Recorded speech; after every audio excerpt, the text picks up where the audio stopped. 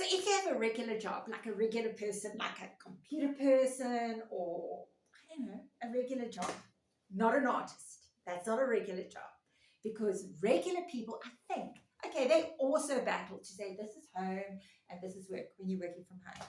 But as an artist, it is like so super difficult to not find yourself in your studio in the middle of the night or at the most ridiculous early hours of the morning because you're having so much fun, especially if you've got a new idea and it's just like bursting to come out of you and you actually have to physically and mentally restrain yourself from running to your studio.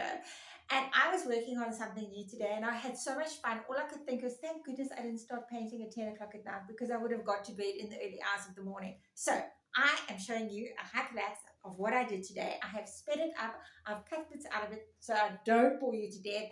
But this was just so much fun, man. Enjoy.